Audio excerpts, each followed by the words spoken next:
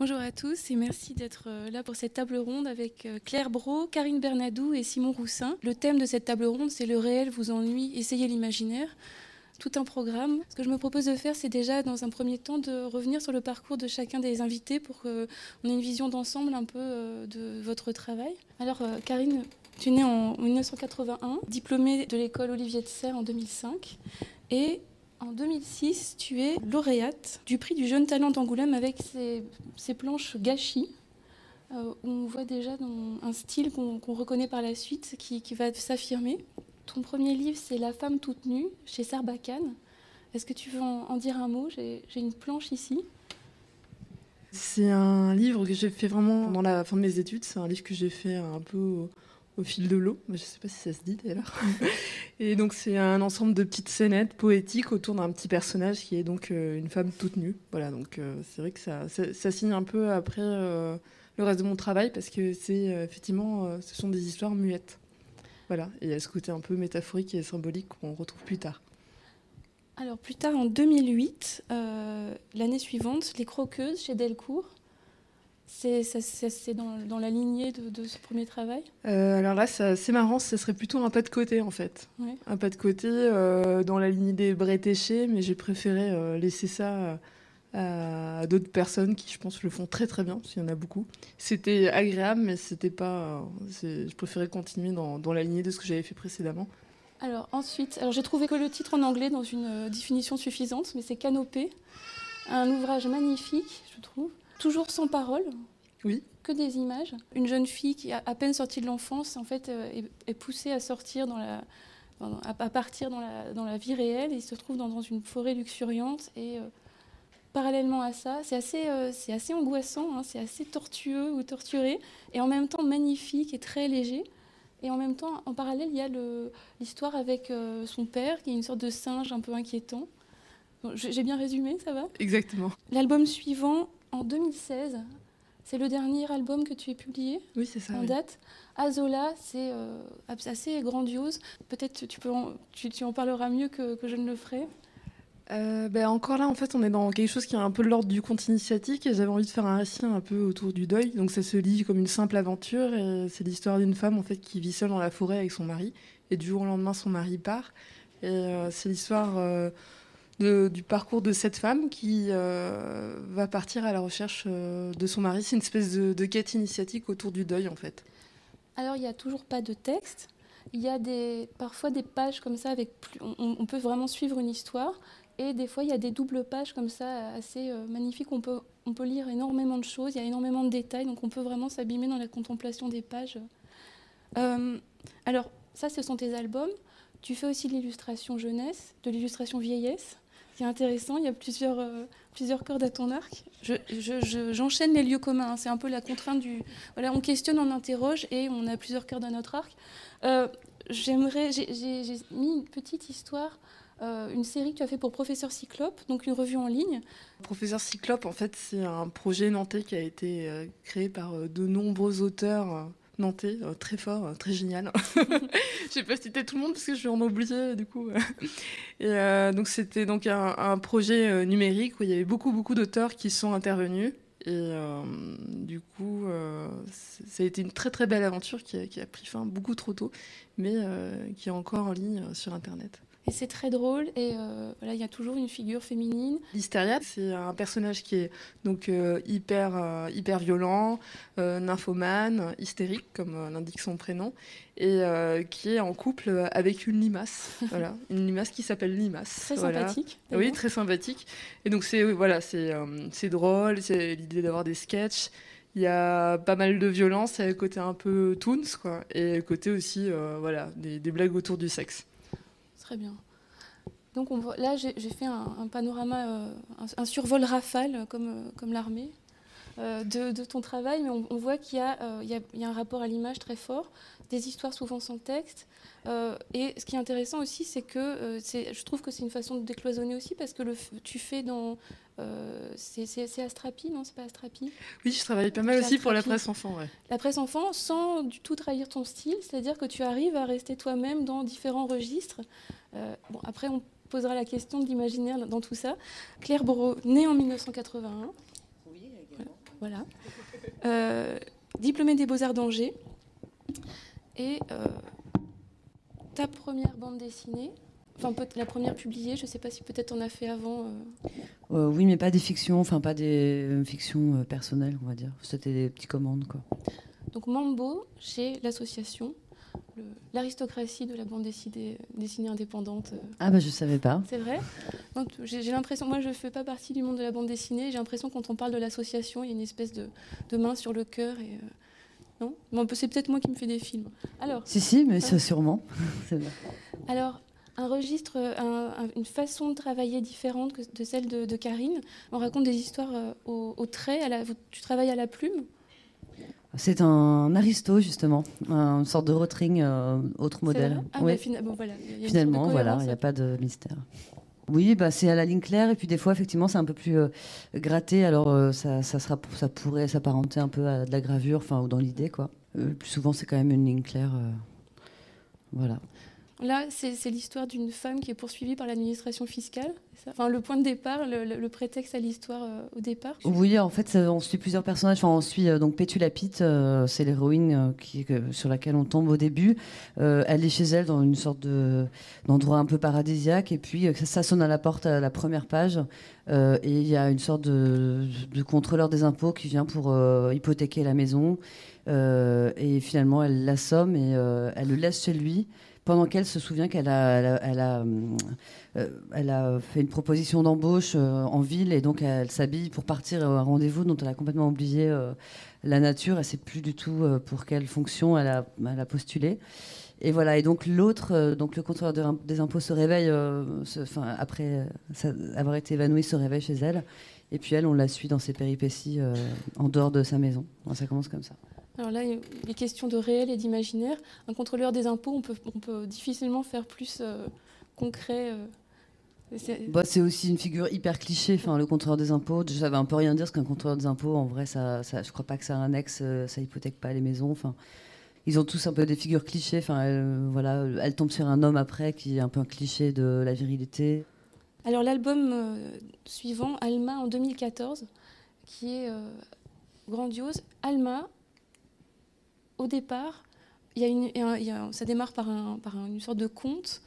C'est vraiment ça, un conte qu'on raconte aux enfants du roi des Indiens qui reçoit en cadeau d'anniversaire, je ne sais pas si c'est son anniversaire, il reçoit en cadeau un miroir, il se découvre, il se trouve très moche et il décide de partir. Et le livre démarre là-dessus, donc on est directement dans l'aventure. Et ensuite, ça dérive. C'est une histoire que j'ai lue qui est une vraie légende, c'est une légende, mais après c'est certainement une vraie histoire, du pourquoi. Alors c'est pas Christophe Colomb, mais je crois que c'est plutôt comment il s'appelle, un autre conquistador, bref, un peu plus tard, qui comment ça se fait qu'on lui ait pas cassé la gueule, parce qu'en fait on l'attendait et parce qu'on l'a cru que c'était la réincarnation de ce roi Cortés. Merci Simon. On a cru que c'était la réincarnation de ce roi qui effectivement s'était trouvé très laid et avait promis de revenir tout blanc et qu'à ce moment-là il serait digne d'être le roi de ces Indiens, etc. Et donc l'histoire me plaisait beaucoup aussi pour ce roi qui se voit dans un miroir et qui se trouve pas digne de gouverner. Je la trouvais assez étonnante. Du coup, j'avais toujours voulu en faire un démarrage d'histoire et puis ensuite, ça formait une sorte de logique pour moi entre cette histoire et puis le reste. Donc je les ai liés à d'autres scènes que j'avais envie de faire. Voilà. Encore une femme emmerdée par l'administration, mais cette fois-ci l'administration militaire, avec des militaires qui ont réquisitionné son troupeau de buffles. Oui, alors en fait, dans les mêmes temps, moi j'étais allée travailler avec une journaliste qui travaillait sur une guerre au Sri Lanka, et du coup, on commençait à travailler un peu ensemble. Et puis, quelque part, il s'est un peu inspiré aussi de ça. Ce personnage est un peu aussi cette femme, tout en étant ma mère, ma belle-mère et une autre belle-mère. Enfin bref, c'est un peu un mélange de tout ça. L'histoire de l'expropriation, c'était aussi l'histoire du Sri Lanka, de gens chassés d'un territoire. Donc tout ça, c'est un peu mélangé. Et puis je m'intéressais aussi pas mal à des jeunes soldats qui étaient partis en Afghanistan. À un moment, j'avais trouvé des vidéos de jeunes Français qui partaient en Afghanistan et qui avaient l'air d'être en Afghanistan comme s'ils étaient sur le parking du Super U. Et j'avais trouvé ça... Voilà. Donc tout ça, en fait, c'est un peu mélangé. Donc c'est un réel rebrassé, en fait, parce qu'il y a beaucoup de... voilà, c'est l'histoire des Indiens prise là il y a quelque temps. Tout est rebrassé pour fabriquer une fiction. Voilà, plus il y a le fils d'Alma qui est aussi un peu, moi, des histoires de la vie en ville, ce genre de choses. Enfin, voilà un peu comment moi je travaille, quoi. Simon Roussin, né en 87. Ça marche pas. Donc diplômé des Arts Déco de Strasbourg en 2011. Et ton premier album, alors que tu n'étais même pas encore diplômé, c'était en 2010, c'est ça? C'est Robin Hood. C'est une parodie de Robin des Bois façon Thierry Lafronde, en gros, on peut dire ça comme ça. C'est un peu ça. Je voulais pas faire. Je me méfie un peu du mot de parodie quand je l'ai fait. Enfin, parce que je voulais pas me moquer de Robin Hood. Enfin, c'était plus un hommage revisité, quoi, un truc un peu décalé, prendre un pas de côté avec ce personnage, la légende qui l'entoure, l'histoire que tout le monde connaît. C'était ma première bande dessinée en fait à l'école à Strasbourg, puis que j'avais mis sur internet et voilà. En 2011, le magnifique Lemon Jefferson et la grande aventure, toujours au feutre. Pérec disait qu'il voulait écrire les livres qu'il lisait à plat ventre sur son livre quand il était petit. Là, j'ai l'impression que c'est ça, c'est un livre qu'on s'imagine lire à plat ventre sur son lit et qu'on a 8 ans, c'est-à-dire qu'on est vraiment dans une aventure. Au feutre, je ne sais pas si c'est comme ça que tu l'as envisagé. Si, complètement, c'était vraiment pour essayer de faire une bande dessinée comme je pouvais les lire enfant, aplati sur un lit. Enfin, quelque chose de palpitant, rocambolesque, avec un coup de théâtre à chaque fin de page.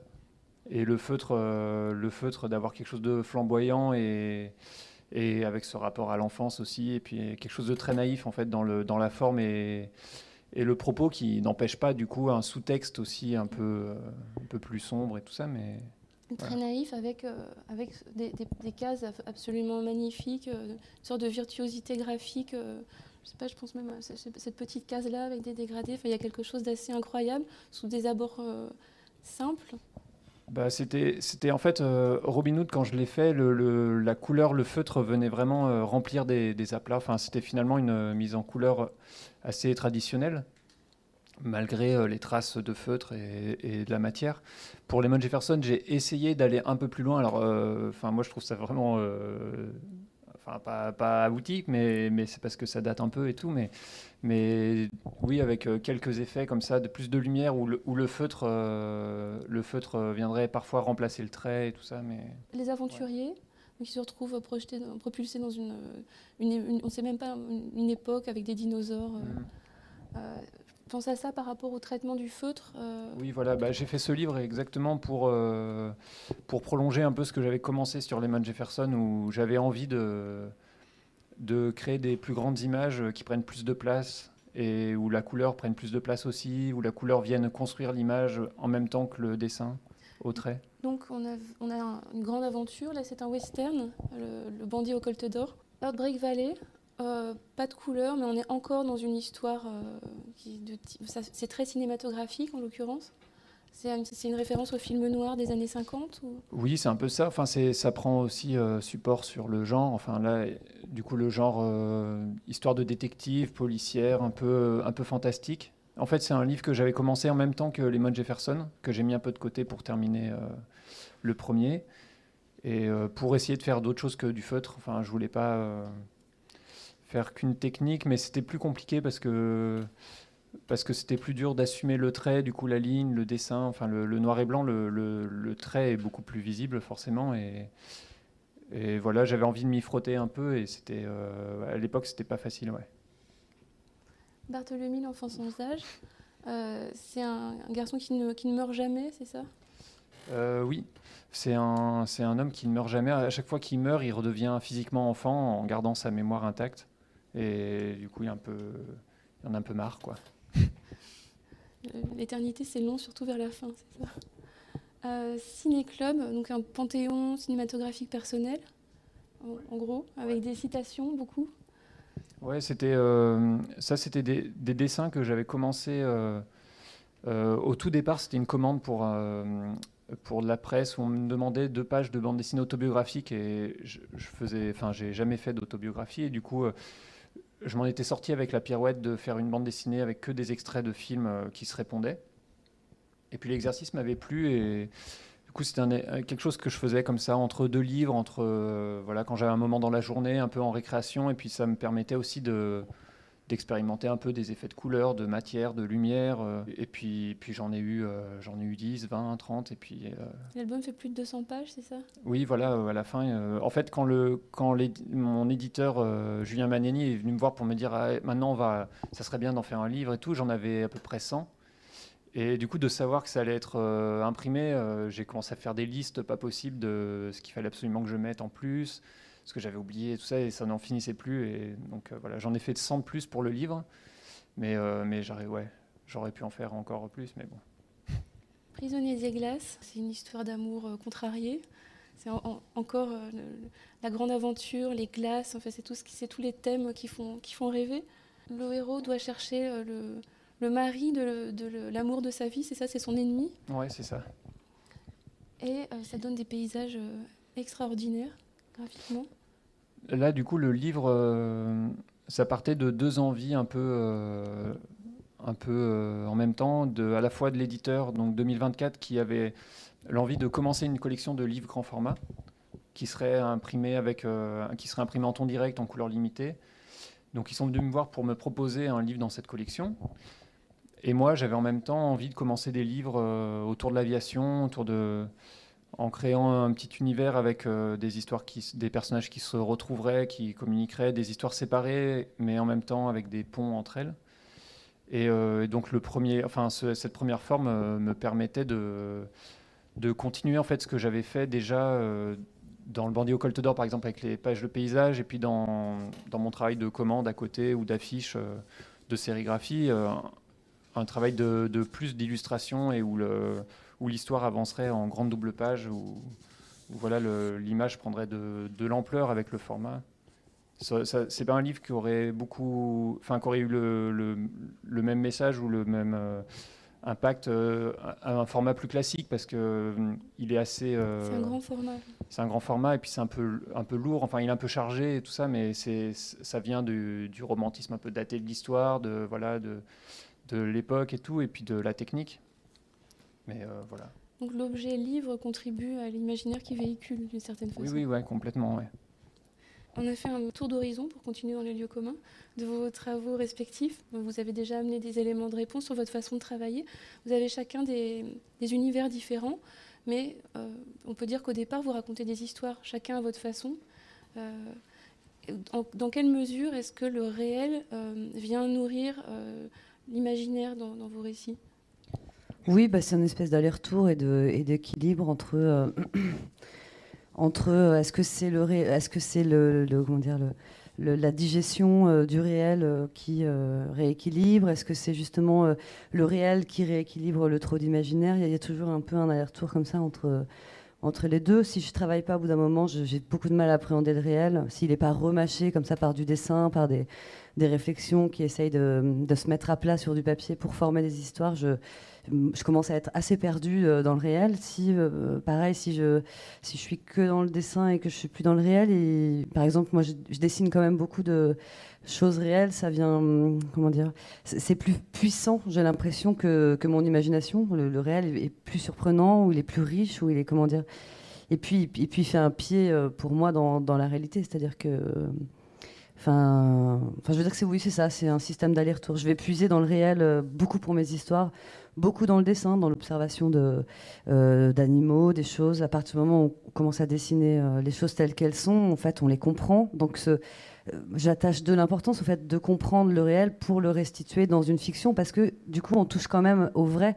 Et j'aurais du mal, moi, à naviguer que dans l'imaginaire, parce que pour moi, il y a besoin qu'il résonne avec la vraie vie et avec, on va dire, un sens. Enfin, la vraie vie, ça reste bien sûr très.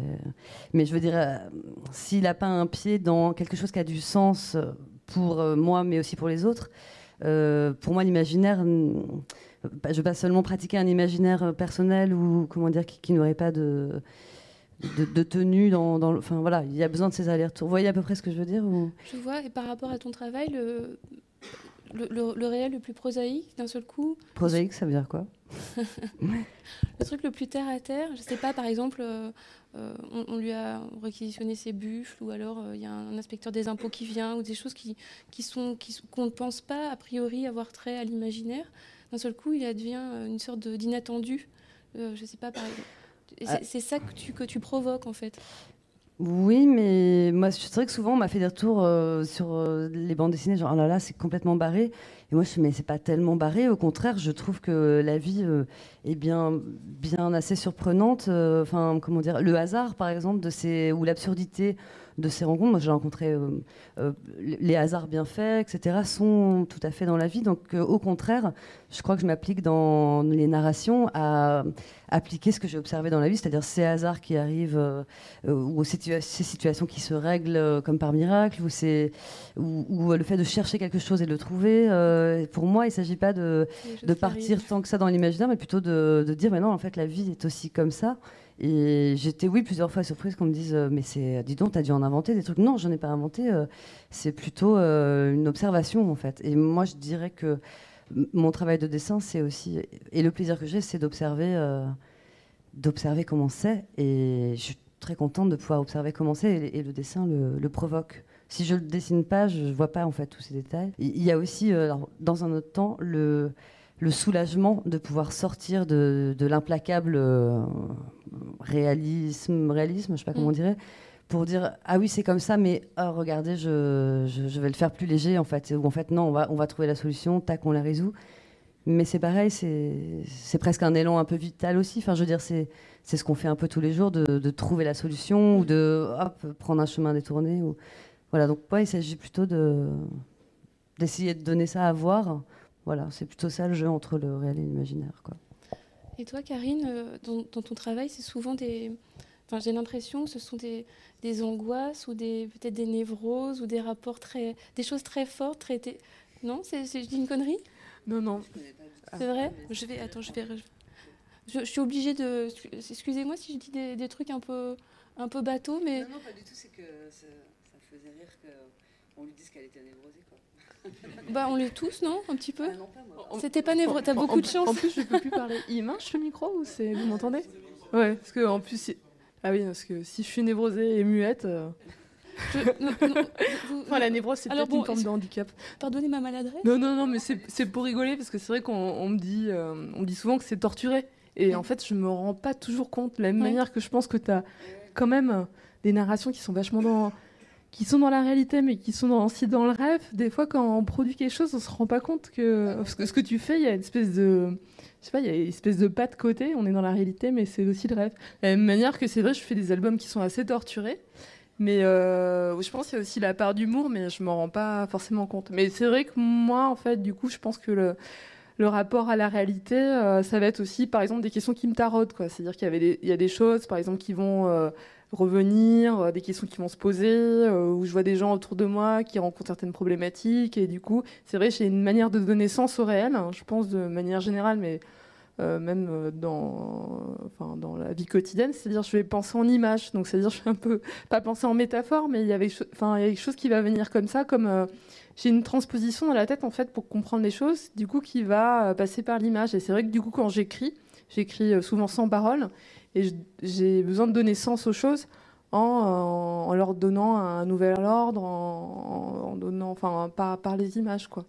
Et je pense que du coup, ce qui est marrant, c'est que du coup, on va prendre le réel pour en faire quelque chose comment dire, de choses de l'ordre de l'imaginaire. Mais après, il y a une réalité qui est propre, il y a la réalité de l'histoire. C'est-à-dire que je pense que chacun, autant qu'on est, on va donner une logique à l'histoire. C'est-à-dire qu'il va y avoir quelque chose de réel, comme une simple aventure qui va se dérouler. C'est-à-dire qu'il va y avoir une autre logique qui va être la réalité de l'histoire, quoi. C'est ça le truc que vous racontez des histoires, en fait.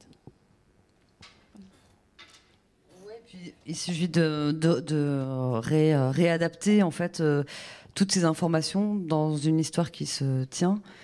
Mais c'est vrai qu'il y a un vrai le fait de désir d'écrire des histoires, c'est pas rien. En fait, il y a quand même un besoin de je saurais pas trop comment dire. Enfin, toujours est-il que un besoin de faire sens. Oui, ouais.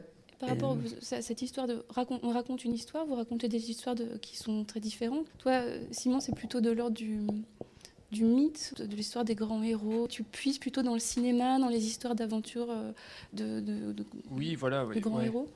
Oui, au départ, c'est vrai que j'ai encore jamais attaqué le réel de front, on va dire. Enfin, mes points de départ sont toujours liés au genre. Du coup, à l'imaginaire, par définition, que ce soit le cinéma, les histoires de légendes, de personnages existants ou d'aventures, et puis de s'inscrire dans un genre particulier, c'est direct, enfin, c'est déjà plongé dans un imaginaire codifié. Après, ce qui est intéressant, c'est justement le fait d'y plonger entièrement et de pas... les premiers mots, c'était parodie et tout ça, mais justement d'essayer de l'éviter, la parodie, et d'éviter trop de la distance, en fait. Mais gros, c'est parodie, j'ai enchaîné les boulettes. Non, mais c'est pas du tout un gros mot, il y a plein de parodies qui sont super et tout, mais ce que je veux dire, c'est que de s'imprégner à fond dans le genre, dans l'histoire qu'on veut raconter, en fait, on se rend plus compte qu'on fait une histoire imprégnée d'imaginaire, de rêve, de tout ce qu'on veut. C'est que voilà, elle a sa logique. C'est le fil conducteur dont tu parlais.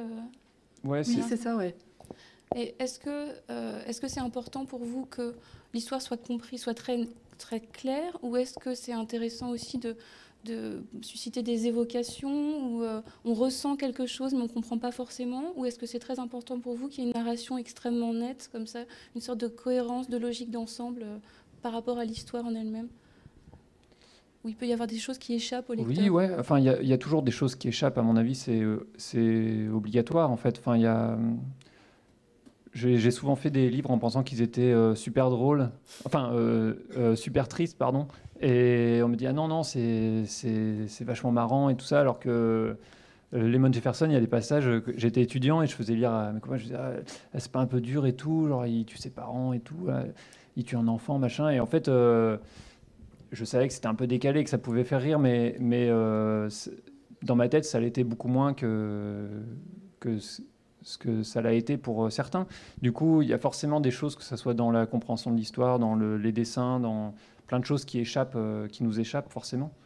Du coup, c'est bien d'en jouer aussi, c'est bien d'en être conscient, mais pas trop, et puis de faire l'histoire le plus sincèrement possible, en fait, en essayant de pas trop calculer sur des effets de lecture, sur des choses, mais plus enfin, en tout cas, je parle pour moi, mais d'avancer dans le récit comme une histoire, entièrement et en étant baigné dedans et en suivant les personnages comme si c'était des jouets qu'on avait construits, enfin quelque chose ou de la famille. En train de jouer. Ouais. Et le rapport du texte dans cette façon de raconter des histoires, parce que vous avez tous les trois des façons différentes d'aborder. Chez Karine, il n'y en a presque pas. Il y a des histoires complètement muettes. Toi, Claire, c'est vraiment, le texte est très important. Il est présent à chaque page et il y a vraiment un travail d'écriture qui nourrit complètement qui est très important pour l'histoire. Et Simon, moi j'ai le sentiment que là c'est plutôt des grandes phrases très emphatiques qui font vraiment. Enfin, moi ça m'évoque des films ou ça m'évoque des choses qui sont beaucoup plus dans la symbolique en fait, au niveau du texte. Je ne sais pas si je me trompe dans l'analyse de. Et comment vous abordez ce rapport du texte à l'image dans votre travail? Moi, enfin, le texte dit une chose que le dessin ne sait pas dire, et du coup, le dessin, inversement, ne pourrait pas être dit en texte. Le texte est aussi très musical, donc il tient aussi du rythme. Il a aussi sa part de littéraire, on va dire, dans ce qui peut... Enfin, il faut que le dialogue sonne, oui, c'est à la fois musical et parfois un peu aussi... une écriture donc aussi soit poétique, soit enfin voilà, il faut que le texte sonne. Il n'est pas seulement là pour donner des indications, il vient aussi jouer avec le dessin qui sonne différemment, donc c'est encore une espèce d'équilibre entre voilà, le temps qu'on lise le texte et après le temps qu'on regarde une image, si elle est plus ou moins détaillée. Donc tout ça, ça vient aussi jouer sur le rythme qui fait que ça crée voilà, ça vient s'équilibrer. Et puis il y a quelque chose de très excitant à construire des dialogues, à les inventer, parce qu'on est aussi un peu les personnages. Et d'ailleurs, on est, moi en tout cas, mais je pense un peu souvent chez les auteurs de BD, un peu tous les personnages en même temps. Je sais que dans Mambo, on me dit souvent que je ressemble à Pétulapite, mais en fait, je me sens beaucoup plus Billefond, l'homme à moustache. Et je l'aime beaucoup plus que le personnage qui ressemble physiquement à Pétulapite. Et je suis aussi, finalement, je suis aussi le très bel homme tout nu. Enfin, je veux dire. Et du coup, il y a. Oui, c'est vrai. Si vous voulez. Et voilà. Et donc, il y a dans le dialogue, il y a aussi le fait de. Bah, ça vit aussi par le dialogue. On fait parler les personnages. Voilà. Donc, oui, il y a un vrai plaisir à écrire les dialogues. Enfin, j'ai beaucoup aimé le petit Indien qui fait du pipeau à côté. Oui, en fait, j'aime bien dans ce livre beaucoup de personnes. Tous les enfants et les animaux en ont rien à faire de l'action et ils sont toujours derrière à faire leurs petites affaires, mais et ils sont très présents en fait. Ils sont en fait quasiment dans toutes les images pendant que se passe l'action. Et en fait, c'est presque eux le plus important pendant que se déroule toute cette sphère et cette voilà. Et que les histoires des adultes, finalement, on s'en fout un peu. C'est même pas des histoires d'adultes, c'est à la fois les histoires des hommes, c'est à la fois oui, c'est toute cette tous ces efforts qu'il faut pour vivre, toute cette sueur qu'il faut faire couler pour arriver à pas grand-chose au bout d'une journée. Enfin bon, là, il se passe pas mal de péripéties, alors qu'au final, les choses vont très lentement. Enfin, dans le décor, les choses vont très lentement. Mais elles vivent aussi beaucoup, quoi. Et toi, Karine, ce choix de vraiment raconter des histoires sans du tout que le texte intervienne, c'est aussi une gymnastique intellectuelle? Bizarrement, en fait, j'ai eu l'impression que c'était pas vraiment un choix, que c'était ma manière de m'exprimer. Ouais. Et c'est vrai que c'est ce que je disais, je pense que j'ai une pensée qui vient en images. Et c'est vrai qu'aussi, je pense que des fois, j'ai des récits qui sont assez forts, assez intenses. Et c'est vrai que des fois, j'ai eu l'impression que c'était comme si le texte pourrait être de trop. De la même manière que je prends par exemple l'exemple de scènes où il va y avoir des scènes érotiques. Si je mettais du texte, j'avais l'impression que ça allait. Il y avait quelque chose de la pudeur qui allait se défaire en fait. Ouais. Et après, du coup, tout le jeu derrière, c'est qui est un peu compliqué, c'est-à-dire de tout exprimer.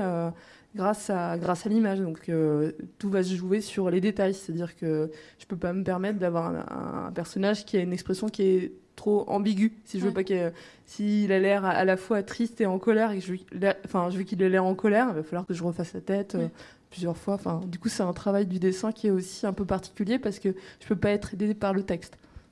Et là, il y a des bulles, mais dans les bulles, il y a encore du dessin. Donc c'est une sorte de mise en abîme de la narration.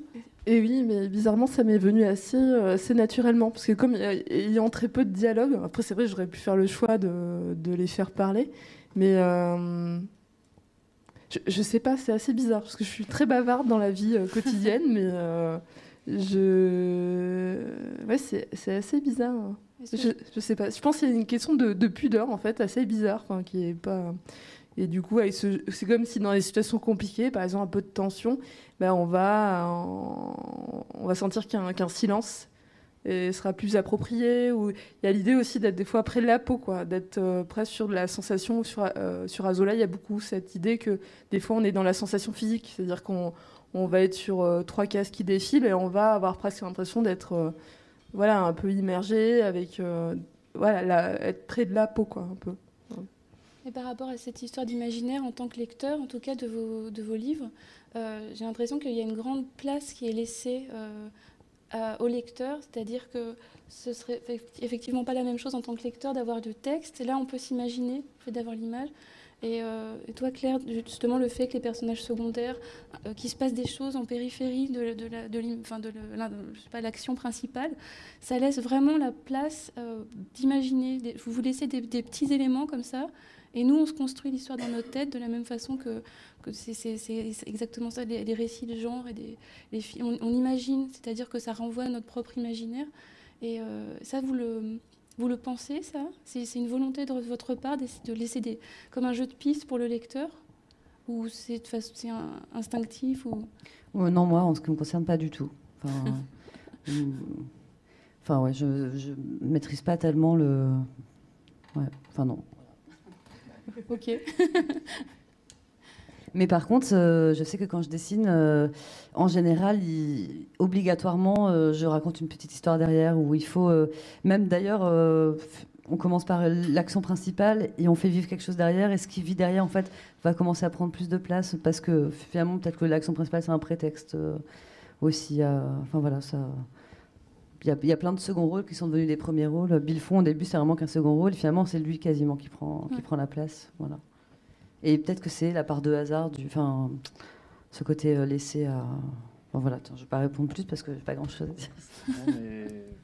Enfin, oui, non, mais moi, c'est un peu pareil. Ouais, il n'y a pas trop de calcul à l'avance ou de...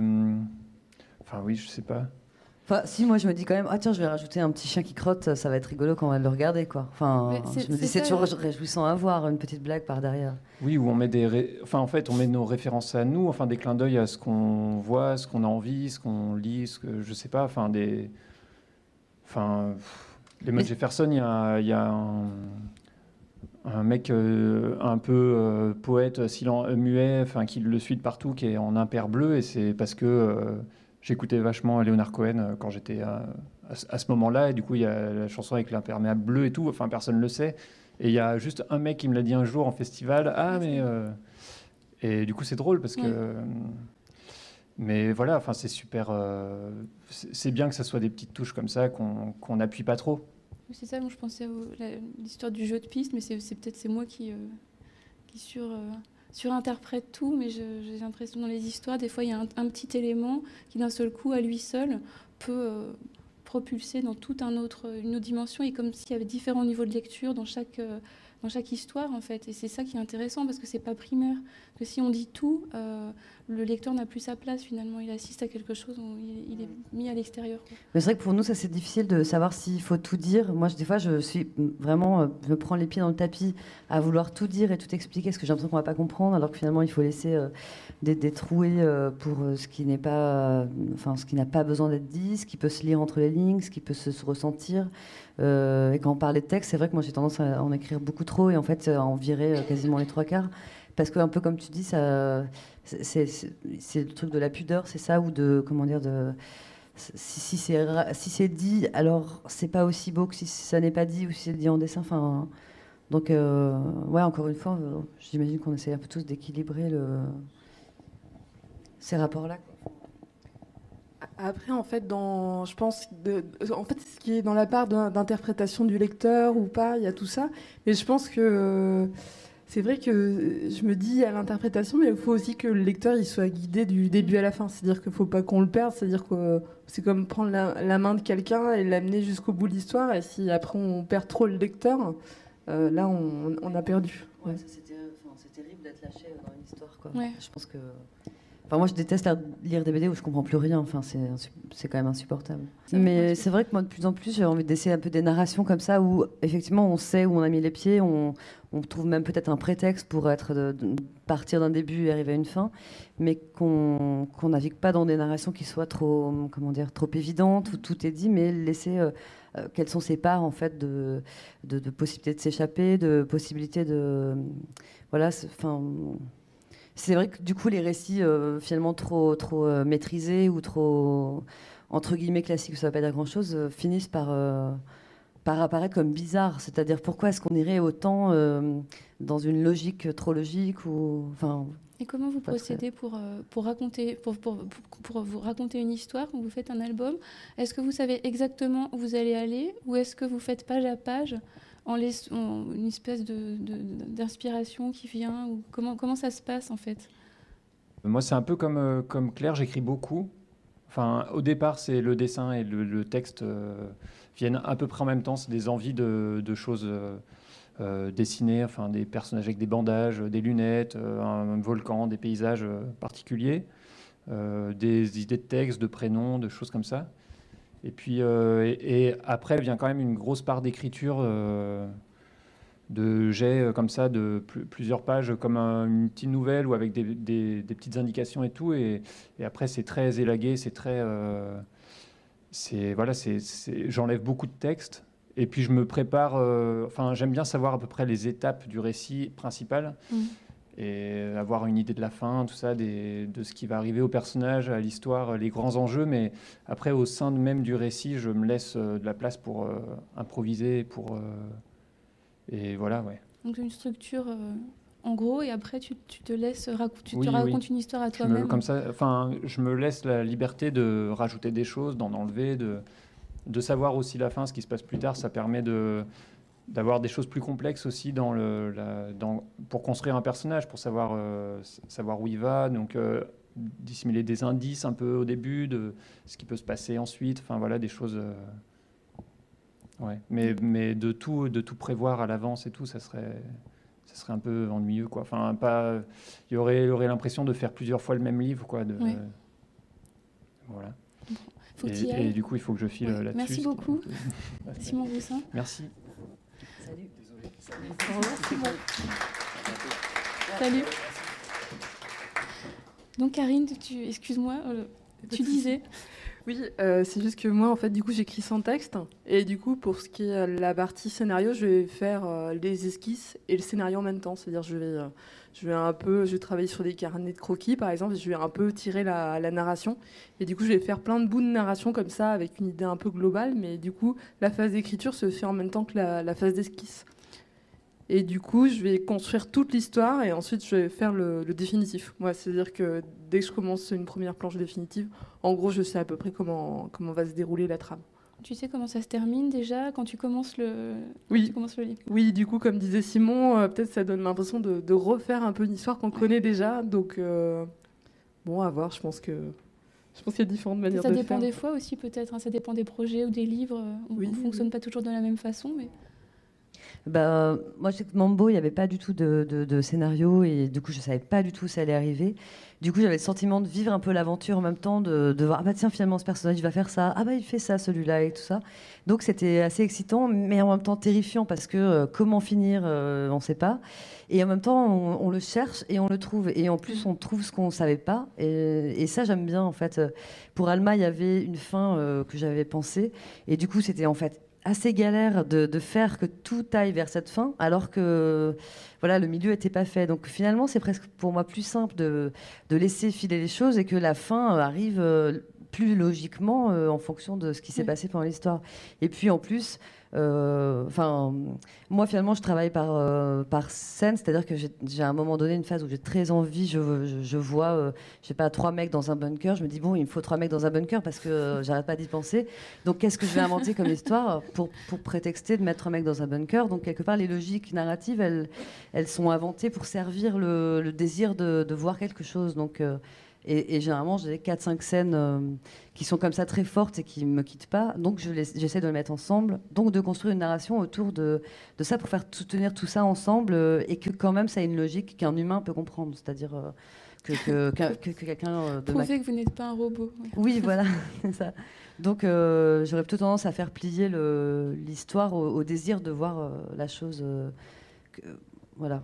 Et c'est marrant aussi, parce qu'en fait, on en trouve plein des trucs pour que ça soit la fin, pour que machin rencontre bidule. Enfin, je veux dire, et c'est ça qui est aussi marrant à trouver au jour le jour. Tiens, comment il va faire pour arriver à ses fins. Ça doit être une grande satisfaction de réussir justement à trouver le fil pour amener les 4 mecs dans un bunker, qu'il y ait une cohérence et qu'on continue ensuite l'histoire. Oui, c'est marrant, mais c'est aussi très douloureux des fois parce que ça marche pas, parce que voilà. Une fois que c'est fini, on a l'impression que c'était super. Et puis en fait, c'était pour les proches surtout vraiment un moment horrible. Non, je rigole, c'est pas qu'un moment horrible, mais c'est aussi beaucoup d'essais, etc. C'est vrai que les bandes dessinées, des fois, ça peut être très long à faire. Mais non, c'est super de trouver des blagues, d'avoir réussi à faire se rencontrer 2 personnes. C'est marrant, quoi. Et il ne nous reste pas beaucoup de temps. Et comme on est... Simon est parti, qu'on est entre filles. Qu'est-ce qu'on va Salut. Non, c'est secret de femme. Non, mais c'est pas ça. C'est une question délicate qui a tendance à moi me faire cracher du sang. Mais enfin, quand même, je vais la poser. Mais c'est la question de la bande dessinée féminine. C'est-à-dire que est-ce que le genre est important? Je pensais à Simon, lui, il joue sur la figure de la virilitude, la masculinité, les grands héros, John Wayne et tout ça. Donc c'est le genre. Toi, si tu parles souvent, c'est une femme nue. Il est question vraiment d'une figure de femme. Et toi, c'est s'entremêle. Il y a la figure de la grande virilité et en même temps, d'un seul coup, il y a un basculement. Donc, est-ce que la question du genre est importante pour vous, toujours en lien avec l'imaginaire du genre, quoi? Je ne sais pas si vous voyez ce que je veux dire.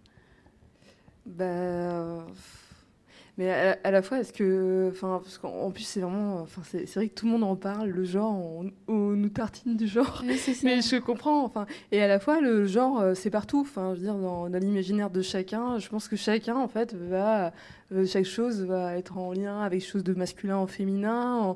On est baigné dans un imaginaire collectif avec des figures d'hommes nus sur des chevaux magnifiques, des signes clairs, avec des figures d'hommes comme dessine Simon. On est baigné là-dedans, mais en tant que dessinateur ou auteur, mais tout le monde l'est en fait. Donc nous, ça se voit, je pense, mais et à la fois, moi, je sais que j'ai plaisir à travailler avec vraiment. En fait, il y a des choses qui m'énervent un peu dans la vision qu'on a généralement des femmes, et c'est vrai, j'aime bien mettre des gros coups de poing dedans, quoi. J'ai un gros plaisir à faire des femmes violentes ou qui ont une sexualité qui serait une sexualité à laquelle on s'attendrait pas.